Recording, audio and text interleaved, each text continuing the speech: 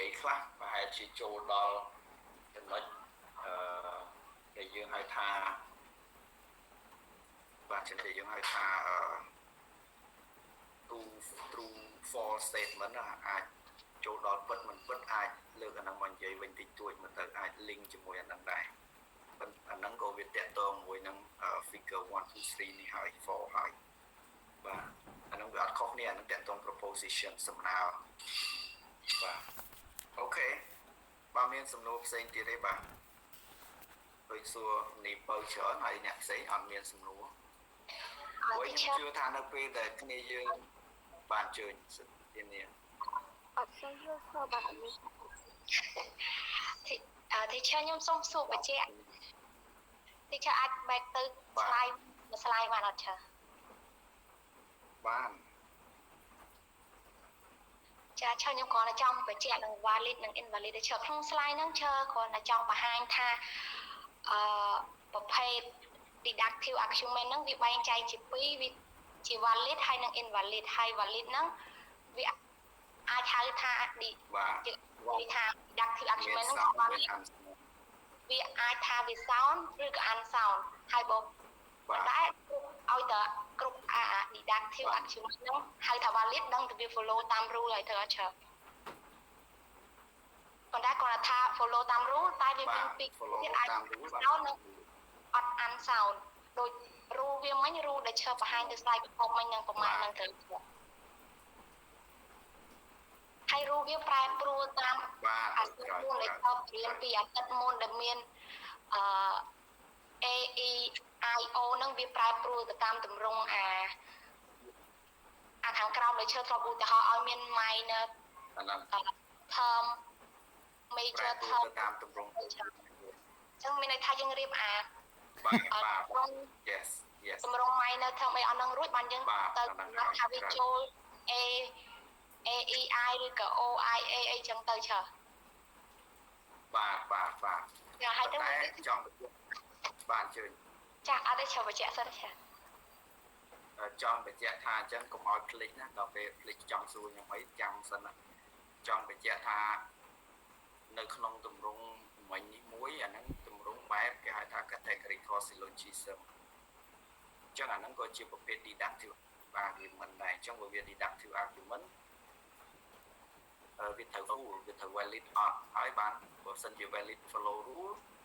យើងមើលអត្ថន័យតើអត្ថន័យរបស់វាស្ដាប់យកជាការបានអត់បើសិនស្ដាប់យកជាការបានយើងហៅ sound តែបើស្ដាប់យកជាការបានវាមានពិតមិនពិតក្នុងនឹងខុសគ្នាផ្ទុយគ្នាយើងហៅថា unsound មើលអត់យកជាការបាននេះអញ្ចឹងហើយដូចខ្ញុំលើកឧទាហរណ៍មិញនេះបើបានជជែកមួយដំបូងដែរគឺថាឆ្មាទាំងអស់ជា animal ឆ្កែគឺជាឆ្មាដូច្នេះឆ្កែគឺជា animal យើងមើលទៅ valid ទៅតម្រង់នឹងវា3 line argument ប៉ុន្តែវាស្ដាប់មែនតើទៅវាមិនមែនមើលទៅបាទវាដូច sound យើងដំបូងប៉ុន្តែយើងគិតទៅវាមានខុសមួយ fallacy បាទមិនយើងមាន statement មួយ false ខុសឆ្កែមិនមែនជាឆ្មាទេឆ្កែគឺជាឆ្កែឃើញទេបាទចាអញ្ចឹងគឺ reality ភាពនៃចិត្តតភាពនៃជីវិតគឺយើងអត់មាននៅក្នុងពិភពគំនិតទេអានេះនៅក្នុងពិភពជីវិតអញ្ចឹងឆ្កែគឺជាឆ្កែឆ្មាគឺជាឆ្មាសារជាតិរបស់វាខុសគ្នាឆ្កែវាមានថាការសន្និដ្ឋានត្រូវប៉ុន្តែ premise មួយវា error អញ្ចឹងឡើយនេះមិនទេអត់សោនទេអូខេចាទីជើអាចមួយទៅ slide ទៀតបាទមកជប់ខ្ញុំបញ្យល់អស់សិនមួយទៀតនៅក្នុងក្រៅពី categorical syllogism ដែលយើងហៅថា3 line argument នេះយើងមានអីទៀត hypothetical argument hypothetical syllogism យើងដឹង hypothetical syllogism យើងចែកគ្នាវាមានអីគេវាមានទម្រង់ប្រមាណដើមទៀតមានចាំទេមានចាំទេhypothetical ឥឡូវយើងនិយាយតែ categorical syllogism នេះមាន premise អីស្អីហ្នឹងប៉ុន្តែអត់ខុសគ្នាមិនគ្រាន់មួយទៀតយើងហៅថាអីគេ hypothetical syllogism មិនចឹងអីចាប្រសិនបើ A ជា B ដូច្នេះ A អីនោះ ចាឆើ មានចាំទេបាទ ចាឆើ អ បាទ ញ្ចឹងអានោះ B C ចឹង A C ដែរវាអាច follow form អត់តោបាទឧទាហរណ៍យើងនិយាយថាបើសិនបើខ្ញុំនៅកម្ពុជាខ្ញុំនៅភ្នំពេញឥឡូវខ្ញុំនៅកម្ពុជាដូច្នេះខ្ញុំនៅភ្នំពេញដល់ពេលហើយយើងមើលទៅ valid យើងមើលឲ្យតម្រងហ្នឹងវា valid មែនវាតាម three line argument ប៉ុន្តែបើយើងមើល sound វាអត់ sound ទេមិនបានអត់ sound ដោយសារមិនឲ្យតែអ្នកឯងនៅកម្ពុជាអ្នកឯងនៅភ្នំពេញណាទូតែអ្នកឯងនៅខេត្តផ្សេងតោះនេះវា sound អត់ logic តោះនេះ Yes teacher បាទតែបើយើងថាបើអ្នកឯងបើខ្ញុំនៅភ្នំពេញអញ្ចឹងខ្ញុំនៅកម្ពុជាហើយឥឡូវខ្ញុំនៅភ្នំពេញដូច្នេះខ្ញុំនៅកម្ពុជាអញ្ចឹង sentence ហ្នឹងវា valid តាមទម្រង់ផងវា sound ផងស្ដាប់ទៅវា sound វាអញ្ចឹងមែនតែកាលណានៅភ្នំពេញនៅកម្ពុជាឥឡូវគាត់នៅភ្នំពេញគាត់នៅកម្ពុជាត្រូវឲ្យស្ដាប់ទៅវាអញ្ចឹងមែនអញ្ចឹងហ៎ ចា អាហ្នឹងគេហៅថាធម្មជាតិរបស់តថភាពបាទ nature of reality បាទវា philosophy យើងហៅ nature of reality អាហ្នឹងវាបែបហ្នឹងឯងអូខេតោះណាឆាតើថាខ្ញុំមានសំណួរទៀតឆាហ្នឹងវារៀង complicated សួរឆាពេលដែលខ្ញុំធ្វើ សួរចោល example មួយហើយខ្ញុំធ្វើអស់ហើយចេញ conclusion មកខ្ញុំធ្វើវាទៅចេញ IAI ប៉ុន្តែខ្ញុំចង់ដឹងថាចានៅពេលដែលគេដាក់ conditional valid form ហ្នឹងគេថាមានអាកន្លែង require condition ហ្នឹងវាមាន exist exist copy exist ចឹងហ៎ឆាចឹងកន្លែងហ្នឹងគេចង់និយាយថា MP ហ្នឹង exist នៅក្នុង premise ឬក៏ conclusion ឬក៏មិនបានវាចូលក្នុងលក្ខណៈ conditional form ហ៎ឆា IMP ចាំអត់តន់ឆាnext slide ឆា next slide បាទចាឆាអានឹងមួយហើយ next slide មួយទៀត unconditional ហើយនឹង conditional ឆា yes បាទចឹងកន្លែងហ្នឹងខ្ញុំចង់សួរថាចេះឆាពេលដែលខ្ញុំធ្វើ premise រួមទាំង conclusion ខ្ញុំបាន form មួយជាលក្ខណៈ IAI វាចូល unconditional ឆា AI បាទចាឆាហើយបន្តមកទៀតដល់ពេលខ្ញុំ formula អាកន្លែង conditional ហ្នឹងគេដាក់មាន require condition មាន exist exist ហើយ p exist ទៀតតើអាលក្ខណៈ exist ហ្នឹងនៅក្នុង conclusion ឬក៏នៅក្នុង premise ឬក៏ whole argument មកក៏ចូលមកដល់ conclusion លែងមាន M ហីខ្លាចសូមអធិស្ឋានគេដូចខ្ញុំបញ្យល់មុនមិនច្បាស់ពេលចូលដល់ conclusion លែងមាន M ហី middle term អត់មាននៅក្នុង conclusion ទេសុំទោសយ៉ាឆាខ្ញុំស្ដាប់បានកន្លែងហ្នឹងពេលឆា explain ប៉ុន្តែដល់ពេល form គេរៀង condition ឲ្យយើងអញ្ចឹងហ៎ឆា so ខ្ញុំអត់ដឹងថាពេលគេសួរថាដាក់ argument មួយហ្នឹងជា conditional ឬក៏ unconditional អញ្ចឹងពេលហ្នឹងខ្ញុំរៀងបាក់ផាតគ្នាឆាហ្នឹងវាភ្ជាប់មួយ if បើកាលណាមាន if អាហ្នឹងវា conditional if គឺ conditional statement ដែលមាន if គឺ conditional if I were there I would buy you something ឬក៏ if I were in a market I would buy you something I was outside the market therefore I could not buy you anything or I could not buy you something ព្រោះខ្ញុំអត់នៅក្នុងផ្សារផងអញ្ចឹងវា logic ឃើញទេតោះនេះឡើងហ្នឹងឆាyour voice break លឿនទៅច្បាស់ឆាលោកគ្រូឧទាហរណ៍ថា if I were in a market I would buy you ឧទាហរណ៍ a pizza ឬក៏ if I were in pizza company I would buy you a pizza I were in a hotels or I were in a I can say I were in a restaurant normal restaurant ឬក៏ street restaurant therefore I could not buy you a pizza take a bus chẳng nè take a bus toàn này រលេឆាចឹងកន្លែងហ្នឹងគេគ្រាន់តែដូចវេយ្យាករណ៍ឯថាឆា បាទវាជាលក្ខណៈវេយ្យាករណ៍ប៉ុន្តែ if នេះខ្ញុំចង់បញ្ជាក់បន្តិចដែរកន្លែងហ្នឹងយើងស្ដាប់មើលទៅទី1លក្ខណៈជាគណិតវិទ្យាទី2លក្ខណៈជាវេយ្យាករណ៍ប៉ុន្តែដល់ពេលនៅក្នុងជីវិតជាក់ស្ដែងគេយកមកវិភាគ clear ខ្លួន គឺវាមិនមែនតែប៉ុណ្្នឹងទេនៅក្នុងជីវិតជាក់ស្ដែងគេយកមកវិភាគគេយកអា conditional logic ហ្នឹងគេយកទៅភ្ជាប់ជាមួយអីគេយកទៅភ្ជាប់ជាមួយនឹង clear ខ្លួន គេយកទៅភ្ជាប់ជាមួយនឹងគេហៅថា case ផ្សេងទៀត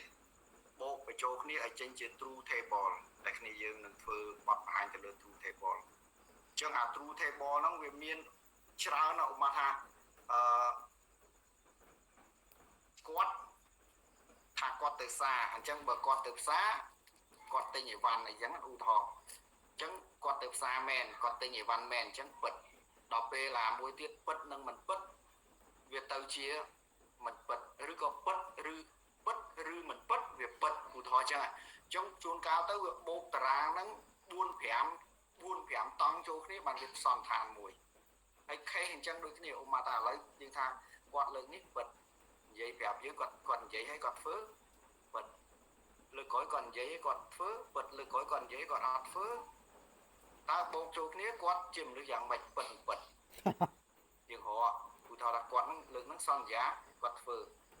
ពិតតែលើកក្រោយគាត់សន្យាទៀតគាត់ធ្វើទៀតគាត់មនុស្សពិតលើកក្រោយគាត់សន្យាទៀតគាត់បានធ្វើអញ្ចឹងយើងយកអាពិតរបស់គាត់ទី1ពិតរបស់គាត់ទី2ដល់ពេលអាពិត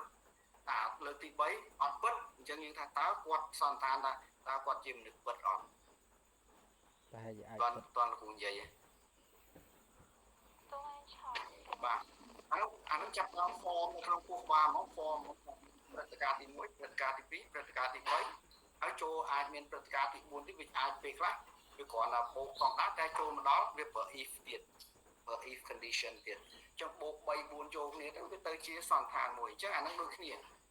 ប៉ុន្តែគ្រាន់តែយើងអត់ទាន់ទៅដល់ស៊ីជម្រៅទេអញ្ចឹងបានខ្ញុំចង់បញ្ជាក់ថាធ្វើម៉េចឲ្យស្គាល់ថាអានឹង conditional ហើយអានឹងវាទម្រង់គេដាក់ conditional valid form វា follow ដោយ if អូខេនិយាយយ៉ាងសាមញ្ញហើយបើនេះអត់ follow if ទេ unconditional valid form អូខេ hello complicated បន្តិចណាអញ្ចឹងខ្ញុំបានជជែកពីសប្តាហ៍មុនខ្ញុំថាហ្នឹងអត់ទេត្រូវការជែកយូរអត់ជជែកមួយផ្លែទេព្រោះអាហ្នឹងបើឲ្យមែនតែនទៅអាហ្នឹងសឹងតាមកខុស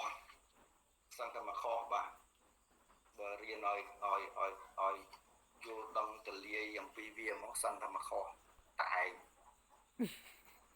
អាហ្នឹងគឺអាចសឹងតាមកខុសហ្មងនិយាយចំទៅព្រោះវាស៊ីជម្រៅច្រើនកាលខ្ញុំរៀន3 ឆមាសនោះគាត់នៅមុខជាហ្នឹងប៉ុន្តែខ្ញុំរៀនវាច្រើនឆ្នាំហើយតាំងឆ្នាំ2003 2004មកវាចង់20ឆ្នាំហើយបាទអញ្ចឹងតោះនេះបាទ តួ Yeah okay I don't know how much you get the point but can I move on then ខ្ញុំអាចបន្តទៀតបានទេ បានឆា Okay អញ្ចឹងប្រហែលជាសុំមកបន្តិចខ្ញុំត្រឡប់ទៅក្រោយវិញបើអត់មានសំណួរទេខ្ញុំរៀងរត់ទៅលឿនបន្តិចសុំទោសខ្ញុំអានតែម្ដងដោយសារគ្នាយើងរៀងតន់ហើយអាចយល់បានឡើយហ្នឹងយល់ទម្រង់ហ្នឹងហើយខ្ញុំសុំអានបន្តិចណា Yeah អញ្ចឹងនេះ categorical syllogism like we know already I just read it through argument by elimination seek to logically rule out what is possibility until only a single possibility remain for instance either Joe walked to the library or he drove that is what we say the conditionals. But Joe didn't drive to the library. Therefore, Joe walked to the library. Either Dutch committed the Dutch murder or Jack committed the murder or Celia committed the murder. the murder. If Dutch or Jack committed the murder, then the weapon was a rope. The weapon was not a rope. So either Dutch nor Jack committed the murder. Therefore, Celia committed the murder. So the second example is a very long arguments, which is the conditionals with many peoples inside. And then at last they make the conclusion. ចឹងអានេះបើសិនជាយកឧទាហរណ៍ទី2យកមកធ្វើជា true table វិញណាយកមកធ្វើ true table វិញវិលមុខមកបាទនេះគ្រាន់តែយើងដាក់ឬណាបាទអាហ្នឹងសារតែនេះដល់ពេលឲ្យចេញជា true table បើសិនទាញទៅ true table គេទាញ true table ទៀតពិតមិនពិតទៀតនៅក្នុងនោះបាទប៉ុន្តែគ្រាន់តែនេះគឺ basically we need in sentence. So argument based on mathematics. In argument based on mathematics, the conclusion is claimed to depend likely or entirely on some mathematical calculation or measurement. For instance, 8 is greater than 4. 4 is greater than 2. Therefore, 8 is greater than 2. But Lu nhom vậy á xong tôi. Yes, teacher, yes. Okay, thank you. Okay, the other ones, argument from definition. Yeah, in an argument from definition, the conclusion is presented as being true by definition, that is, as following simply by definition from some keyword or phrase based in the argument. For instance, Janelle is a cardiologist, therefore, Janet is a doctor. Bertha is an aunt. It follows that she is a woman. It's by definition. ចឹងអានគឺជាមនុស្សស្រីហើយអញ្ចឹងវា definition by definition naturally by definition ដូចយើងថា he is a father therefore he is a man អញ្ចឹងមានន័យថាវា by definition the father man តែ father he means common pattern of inductive reasoning. So there are 6 common patterns of inductive reasoning. One is inductive generalization, predictive arguments, argument from authority, causal arguments, statistical argument, argument from analogy. Here we have that. សូមទោសខ្ញុំអានលឿនឡើយណាឆ្ងល់សួរព្រោះតិចទៀតឲ្យគ្នាយើងធ្វើបទបង្ហាញណាបាទតិចទៀតដល់ក្រុមបទបង្ហាញធ្វើបទបង្ហាញហ្នឹងបាទ So inductive generalization is a statement that attributes some characteristic to all or most members of a given class. For instance, most college students work at least part-time. An inductive generalization is an argument in which a generalization is claimed to be probably true based on information about some member of a particular class. For instance, all dinosaur bones so far discovered have been more than 65 million years ago. Therefore, probably all dinosaur bones are more than 65 million years old. So all of these are generalization. They make generalization based on that. Okay? បើសិនជាអត់ទាន់អាចជជែកអាចសួរជាជាងខ្ញុំចេះ go through. Okay? ជាជាងខ្ញុំចេះតែ go through. អញ្ចឹងយើងត្រូវដឹងថានៅក្នុង inductive គេប្រើពាក្យ all ឬក៏ most member of a given class. 6 months ago, I met a farmer from Takao and he was friendly. 4 months ago, I met an insurance salesman from Takao province and he was friendly. 2 months ago, I met a dentist from Takao province and she was friendly. I guess most people from Takao province are friendly. That is just make generalization based on different premises. Your predictive argument. A prediction is a statement about what may or will happen in the future. For instance, it has rained in Phnom Penh every September since weather records have been kept. Therefore, it will probably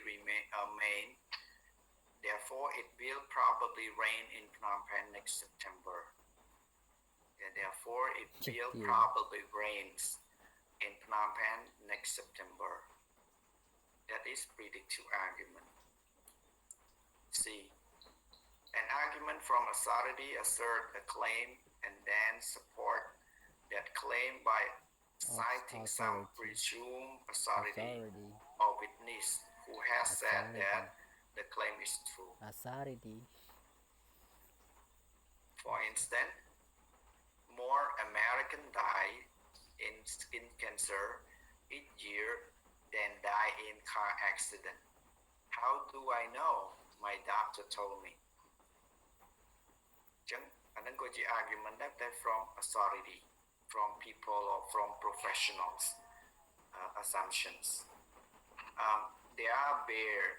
in these woods. My neighbor John said he saw one last week. Chẳng lại ní cứ argument đại tại vì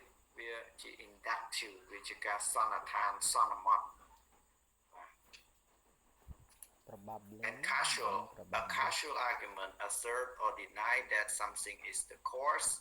of something else. Okay. Number 8. Okay. I can't log in. The network must be down. So the network must be down is the conclusion based on I can't log down. Second, Tida isn't allergic to peanuts. I saw him eat a bag of peanuts on the bus from Takao province. It cannot be assumed that causal arguments are always inductive. Chẳng biết là causal argument chúng ta về inductive với tới deductive. For instance, whenever iron is exposed to oxygen, it rushes. The iron has been exposed to oxygen, therefore it will rust. So that is different. It's not always the inductive. It is kind of deductive. ខ្ញុំនិយាយឡើងវិញបន្តិចទៅលើ inductive ជួនកាលនិយាយមួយថ្ងៃឯងចេះតែអានអាចអត់ទាន់ inductive ហ្នឹងពាក្យច្រើនវាសំដៅលើការសន្មត់សំដៅលើមូលហេតុច្រើនជាងដូចយើងថាខ្ញុំឃើញគាត់មិនសូវនិយាយស្ដីប្រហែលគាត់ស្អប់ខ្ញុំហ្នឹងឬក៏ឃើញគាត់មិនសូវនិយាយស្ដីឃើញខ្ញុំប្រហែលគាត់មិនចូលចិត្តខ្ញុំអញ្ចឹងប្រហែលជាគាត់មិនសូវចូលចិត្តខ្ញុំអីនេះអាហ្នឹងគឺជា inductive argument basically inductive argument តែម្ដងបាទគាត់ហ្នឹងទៅណាមកណាធ្វើរកឆ្មាំឆ្មៃតែរហូតបាទអាហ្នឹងគឺ inductive ហើយវាអត់មានអីទេប៉ុន្តែគាត់ថាបើសិនជា inductive argument ហ្នឹងបញ្ចេញទៅអត់ស្រួលអ្នកដទៃមានអារម្មណ៍ថាវាអត់សោតវាអត់គេហៅ cogent ហ្នឹងណាវាអត់ cogent បើវាអត់ strong មានន័យថាអ្នកខ្លះថាវាមិនដែលគ្រាន់គេធ្វើមុខគ្រាន់គេមិននិយាយរហូតថាគេមិនចូលចិត្តបាទឃើញទេដោយសារម៉េចអ្នកដែលស្ដាប់គាត់មានតែអារម្មណ៍ថាអត់ strong វាមានអារម្មណ៍ថាអត់ cogent មានអារម្មណ៍ថាអត់រឹងមាំតែបើនិយាយថាគាត់ហ្នឹងឃើញខ្ញុំឃើញមិត្តភក្តិខ្ញុំគាត់ធ្វើមុខជូរហើយគាត់ទៅនិយាយប្រាប់អ្នកដទៃ ស្មើគាត់ទេអញ្ចឹងគាត់មិនរាប់អានខ្ញុំទេបាទគាត់ឆ្មើណាគាត់នឹងរើសមនុស្សអញ្ចឹងអាហ្នឹងអីគេអាហ្នឹង inductive argument ដែរប៉ុន្តែវាមានលក្ខណៈអីវាមានលក្ខណៈ strong ហើយ cogent ទៀតស្ដាប់ទៅគឺវាមាំហ្មងស្ដាប់ទៅមិនមែនវិញមនុស្សតែកាលណាធ្វើមុខធ្វើមាត់អញ្ចឹងហើយមិនឃើញគេមិននិយាយស្ដីធ្វើមុខធ្វើមាត់ហើយយកអារឿងរបស់គេទៅប្រាប់អ្នកដទៃថាមិនចូលចិត្តអ្នកនឹងដោយសារអ្នកនឹងក្រដោយសារអ្នកនឹងមានសមត្ថភាពដូចខ្លួនអីដែរអញ្ចឹងអ្នកដែលគេមើលងាយនឹងគាត់មកនិយាយអញ្ចឹងវាសមហេតុផលវិញណាឃើញទេអាហ្នឹងឯងយើងហៅ inductive argument ដែលយើងនិយាយទៅលើ inductive argument ហ្នឹងវា strong វាមិន strong ហើយវា cogent ឬក៏វាមិន cogent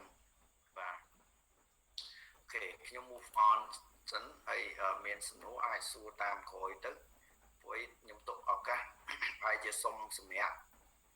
5ឬក៏10នាទីក្រោយឡើងឲ្យក្រុមយើង present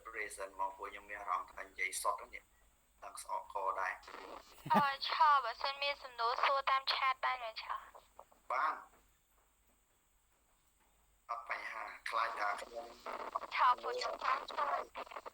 បាទខ្ញុំចង់សួរទៀតសួរចុះឆើនៅក្នុង conclusion អាចមានតាឆើនេះឲ្យរូប9មកឆើ conclusion អាចតែវាអត់លងសេចទេហើយស្គាល់តែវាអត់តែទេលោកនិយាយតោះនេះអានៅក្នុងដូចខ្ញុំថាអញ្ចឹងនៅក្នុងទម្រង់ដែលខ្ញុំផ្ញើឲ្យអាហ្នឹងវាមានចេញអញ្ចឹងប៉ុន្តែវាអត់លងសេចទេវាអត់គេហៅថាវាអត់ valid ហើយវាអត់មាន sound អត់មាន sound ទេតោះនេះអា form ដែលយើងឃើញនៅលើ slide នេះអាហ្នឹងมันវា sound វា valid ហើយវា sound ហ្នឹងវាមានតែវាអត់ sound អាហ្នឹង deductive យើងនិយាយ deductive ហ្នឹងយើងនិយាយទៅលើ categorical syllogism តោះដែរ categorical ខ្ញុំហ៊ានថាអញ្ចឹងដោយសារនៅក្នុងដៃខ្ញុំមានសភៅ logic 3 4 5ក្បាលហើយសិតតែជាសភៅជា basic មូលដ្ឋានបាទសិតតែជាសភៅ basic អូខេ cogent អញ្ចឹងអត់មានអញ្ចឹងអរគុណឥឡូវបាទខ្ញុំសូមនិយាយតើតឧទាហរណ៍ឆើមួយឆើអាចតើតកន្លែងស្ដាប់ហ្នឹងគេ decagon ទាំងអស់ហ្នឹងជា polygon ហើយ decagon ហ្នឹងវាមានជ្រុង10ហើយដូច្នេះ decagon គឺមានជ្រុង10ជាលក្ខណៈ polygon ហើយ polygon ហ្នឹងមានដល់ side 10មែនប៉ុន្តែអាហ្នឹងវា logic អត់ឆើបើសិនជាវាប៉ាត់ polygon ក៏ប៉ាត់ decagon វា valid ហើយវា sound ទៀតវាប៉ាត់So អត់តាមមានន័យថា it can be sound ឬក៏ប៉ាត់ពេលមានត្រូវអត់ឆើបាត់វាមិនមានរហូតទេវាអាចករណីមួយយ៉ាប៉ុន្តែគាត់ថាវាអាស្រ័យទៅលើយើង listen ទៅយើងស្ដាប់ឃ្លានទៅវា sound អត់វាចូលរូបមន្តនឹងអត់អូខេ Yeah, that's all ឆើ Okay. Yeah, now we go to statistic សុំទោសខ្ញុំរៀងដាច់ but statistical argument rests on statistic evidence that some percentage of some group has some particular characteristic. For instance, 83% of Saint Stephen's students are Episcopalians. នេះឈ្មោះគេអានេះជាក្រុមគេទេបាទដាក់ពីក្នុងសភៅ textbook មកទាំងស្រុងPatrick is a Stephen student Saint Stephen student សាលាសិស្សនៅសាលា Stephen student so Patrick is probably Episcopalians មានន័យថាជានិកាយជាមនុស្សនៅក្នុងក្រុមកុលសម្ព័ន្ធឬក៏និកាយអីរបស់គេរបស់សាលានៅ ST ហ្នឹងសាំង Bài chúng khơi st dot nó cứ sang score sang ấy score sang ấy hello cái này score sang ấy sang ngày kia teacher sang men teacher bà score lấy sang chạm tô men phụ sang score ta teacher nè sang st nè nhưng mà chúng ta đưa sang chạm tô tê lục ria sang nè st dot nhưng tha sang tại ông lấy gan saint bà teacher ha sang out st nhưng cho phụ gì bị sang ấy ở đây nè st nè cái an ông lấy gan saint sẽ bên gan saint vấn đề dạ dạ ní gan sang vấn đề squat bị nâng up chúng tôi bài một street teacher dạ bài một chọn đôi biển bị chúng tôi st dot được cái sen nó bên này thằng mấy bên này ta chỉ sẵn tắc bọc bên này ta bọc cul đại miền chủng này đông một đom khung cày lèn hay សន្តៈគោល មនុស្សដែលជាមនុស្សគេហៅថាទៅជាសន្តៈបុគ្គលដងឧត្តមខ្ពង់ខ្ពស់ក្រៃលែងគេមិនអាចបំភ្លេចបាននៅក្នុងប្រវត្តិសាស្ត្រមនុស្សនេះគាត់ធ្វើរឿងរ៉ាវល្អច្រើនដល់សង្គមខ្ញុំឧទាហរណ៍តាមពិតគួរតែនិយាយឲ្យដឹងហើយនិយាយនេះកែលោថ្ងៃក្រោយគ្នាយើងមានបងប្អូនធ្វើធំខ្សែស្លាយធ្វើធំអីទៅចេះរក្សា មរតកហ្នឹងដែលគឺអ្នកណាម្នាក់គាត់បានកសាងស្នាដៃណាមួយល្អដល់សង្គមយើងត្រូវចងចាំគាត់អញ្ចឹងណាហើយមានកំណត់ត្រាសម្រាប់ចងចាំគាត់នៅអ៊ីតាលីគេមានការកត់ត្រាមួយគឺឧទាហរណ៍ថាអ្នកណាដែលអាចថាវាតាក់ទងជាមួយនឹងផ្នែកសាសនាដែរគេគាត់កាលគាត់នៅរស់គាត់ធ្វើល្អគាត់ប្រព្រឹត្តល្អគាត់ជួយសង្គមគាត់អីច្រើនមែនតើអញ្ចឹងគេទៅសេប្រវត្តិរូបគាត់ទុកអញ្ចឹងគេកត់ត្រាទៅសេប្រវត្តិរូបគាត់ទុករហូតដល់ពេលដែលគាត់ស្លាប់ទៅគឺបើថាគាត់រៀនចប់ឧទាហរណ៍ថាគាត់ចប់បណ្ឌិតគេហៅថាបណ្ឌិតធម្មតាទេអញ្ចឹងគឺពេលដែលគេរៀនចប់ហើយអាស្នាដៃរបស់គាត់ការជួយរបស់គាត់នឹងនៅតែដំណើរការទោះបីគាត់ស្លាប់ហើយអាកិច្ចការដែលគាត់ធ្វើនឹងនៅតែមានអ្នកបន្តយកមកអនុវត្តយកមកសិក្សារៀនសូត្រយកមកអនុវត្តអញ្ចឹងបាន100 200ឆ្នាំក្រោយមកកូនចៅជំនាន់ក្រោយនឹងចាស់ជំនាន់គាត់ឯងស្លាប់អស់ហើយប៉ុន្តែកូនចៅដែលស្នងតំណែងតក្រោយមកគេដឹងគេឮអញ្ចឹងទៅគេវាយតម្លៃអញ្ចឹង100 200ឆ្នាំ300ឆ្នាំមកគេវាយតម្លៃថាគាត់ត្រូវដូរតំណែងឲ្យលែងដាក់ឈ្មោះនឹងទៀតហើយលែងជាដុកទ័រលែងអីគេដាក់សាំងតែម្ដងហើយឧទាហរណ៍ណាអញ្ចឹងសាំងអញ្ចឹងកាលណាគាត់ទៅជាសាំងហើយកាលគាត់នៅរស់ហើយនឹងពេលដែលគាត់ស្លាប់2 300ឆ្នាំក្រោយមកគាត់ទៅជាសាំងហើយមនុស្សហ្នឹងគឺជាអស្ចារ្យបំផុតហួយមានន័យថាអាហ្នឹងងារមួយជាងារមួយដែលគេឲ្យក្រោយពីមនុស្សស្លាប់100 200 300ឆ្នាំមកបានគេឲ្យបាទហើយកាលណាជាប់សាំងអញ្ចឹងហើយកាលណាគេទៅសេមកមានសាំងអញ្ចឹងគឺអ្នកហ្នឹងកាលនៅរស់គាត់ធ្វើបានល្អខ្លាំងណាស់បាទតោះនេះបាទដែលឮដែលស្គាល់ឬក៏ឮអំពី Mother Teresa អ្នកម្ដាយ Teresa Yes teacher បាទអ្នកម្ដាយ Teresa ខ្ញុំអត់បានតាមដានច្រើនប៉ុន្តែអ្នកម្ដាយប្រហែលជាសន្តៈបុគ្គលដែរមកទៅអាចជាសាំងដែរសន្តៈបុគ្គលជាមនុស្សដែលអស្ចារ្យបំផុតនៅលើលោកបាទនឹងសិតតែចូល saint សន្តៈបុគ្គលហើយគេមិនអាចបំភ្លេចគាត់បាននៅរឿងរ៉ាវល្អដែលគាត់បានធ្វើសម្រាប់សង្គមជាតិទេសូមទោសឆ្លៀតឱកាសបើកមុខបញ្ចុះបន្ថែមដើម្បីបញ្យល់ឲ្យស្គាល់ពីបរិបទភាសាហ្នឹងហើយក៏ដូចជាដឹងពីសង្គមដែលគេជួយសង្គមគេមានអីសម្រាប់សង្គមដែរអូខេខ្ញុំបន្តបន្តិចទៀតហើយចាំសម្រាប់ណា Argument from analogy. An analogy is a comparison of two or more things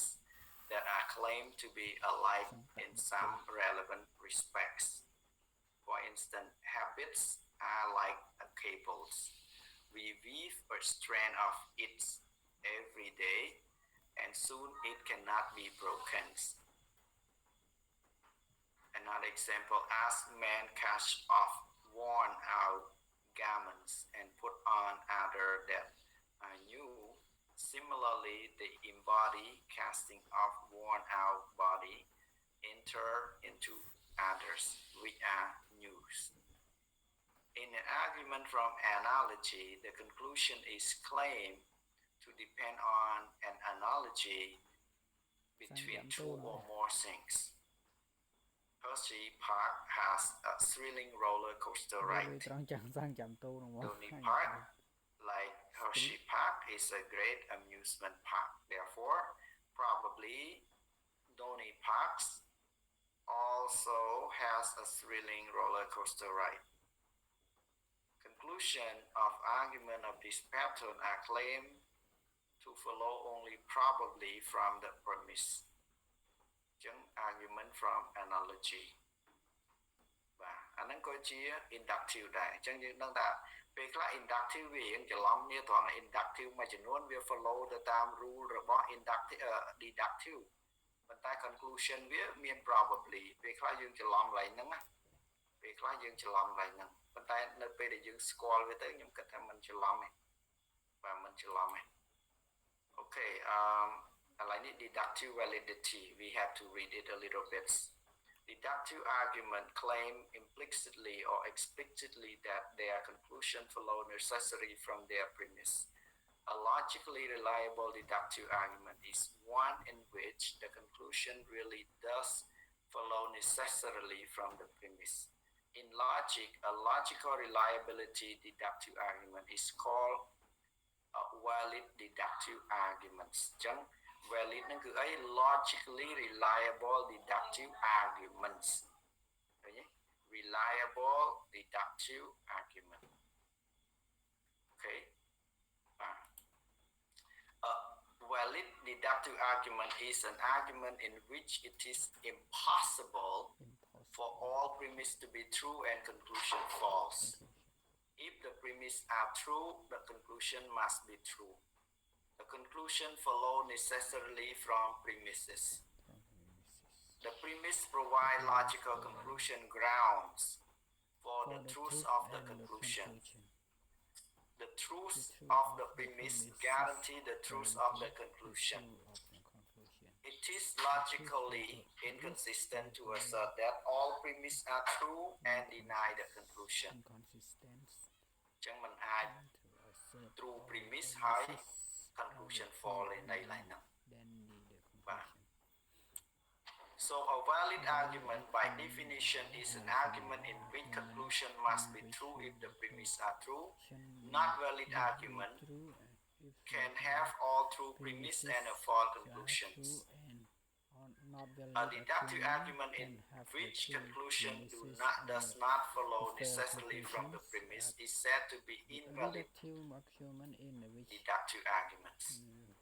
Not follow necessarily from the premise. Yeah. So if the in which conclusion does not follow necessarily from the premise. Okay.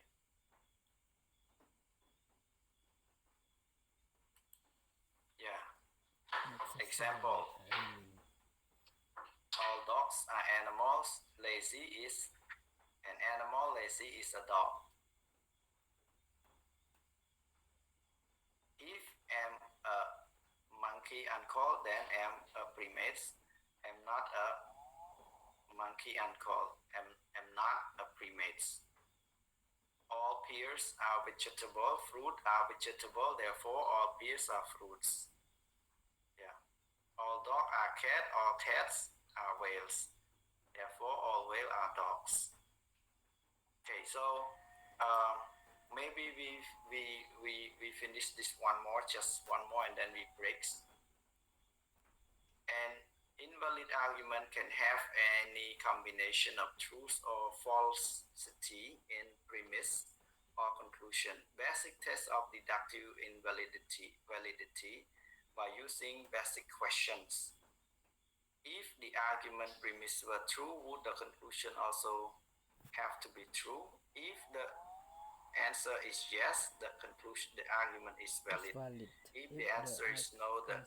argument is invalid. Yeah. And then go chip này ngồi đây. The Eiffel Tower is in Paris. Paris is in France. Therefore, Eiffel Tower is in France. All pigs are sheep. All sheep are goats. Therefore, all pigs are goats. I feel like really so strong also. ឥឡូវយើងសម្រាប់10នាទីម៉ោង7កន្លះយើងចូលវិញហើយធ្វើបទបង្ហាញម៉ោងមិនដែរបាទ Hello. Yeah, thank you. Yeah, teacher. Feel like really exhausted. Yeah, there's a talk. Teacher. Yes. ម៉ោង7កន្លះយើងត្រឡប់មកវិញទេ teacher បាទម៉ោង7កន្លះអាចចូលវិញទៅឬក៏មិនបិទក៏បានដែរនៅហ្នឹងទៅហើយយើងបិទតែមូលទៅយើងធ្វើអីសម្រាប់10នាទីទៅមកវិញក្រុម present មកដែរ Yeah, sure. Okay ឥឡូវខ្ញុំបិទមូលទៅបាទសូមអរគុណ Yeah, sure. Thank you. Thank you.